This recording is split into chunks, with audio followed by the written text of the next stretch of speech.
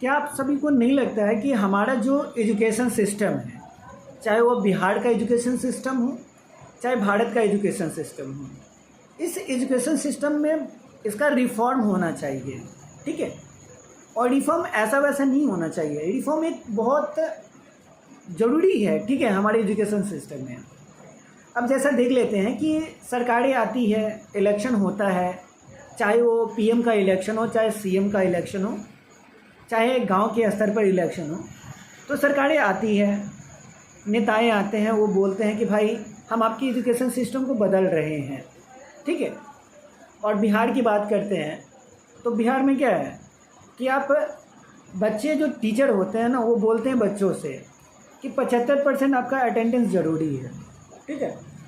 तो केवल हम बिहार के एजुकेशन पर बात नहीं करना चाहते हैं, हम पूरे इंडिया लेवल पर एजुकेशन की बात करना चाहते हैं।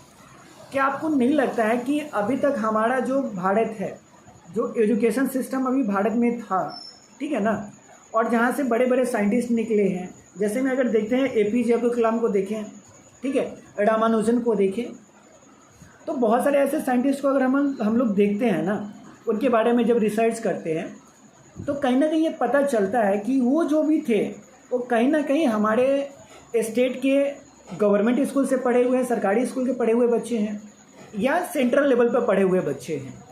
और वो सभी जो बच्चे थे ना, वो एपीजे अब्दुल कलाम बन गए, कोई रामानुजन बन गया। तो क्या हमारे एजुकेशन सिस्टम में क्या दिक्कतें आई है?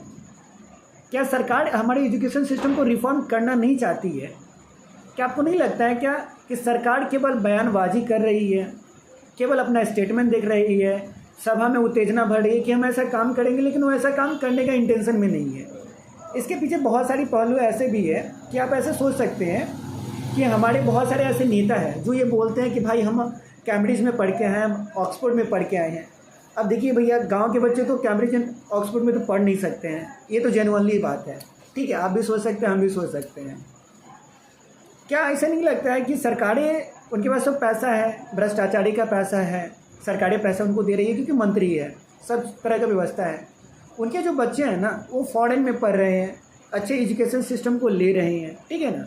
लेकिन हम बिहार, उत्तर प्रदेश ऐसे जो एरियाज़ में हैं, उनको केवल एजुकेशन के नाम पर ना कुछ नहीं दिया जा सकता है, दिया गया है, ठीक है।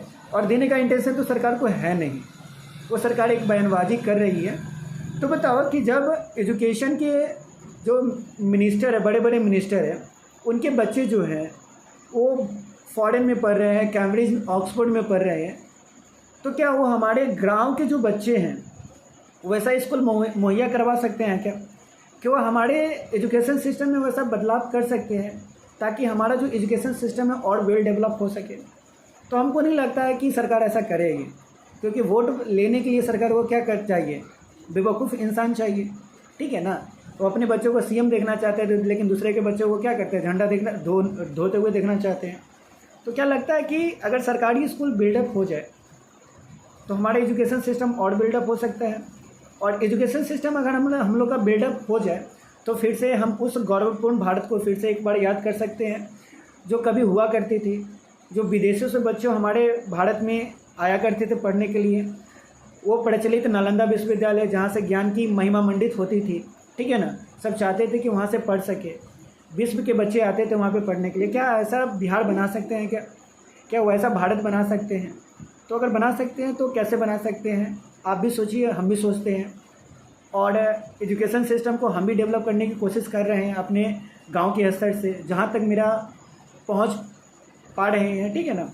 तो उसको कोशिश करते हैं कि हम ताकि उस एजुकेशन व्यवस्था को फिर से एक मेंटेन करें, ताकि एक छोटे से जो बच्चे हैं ना वो कैम्ब्रिज तक पहुंच सके, ठीक है।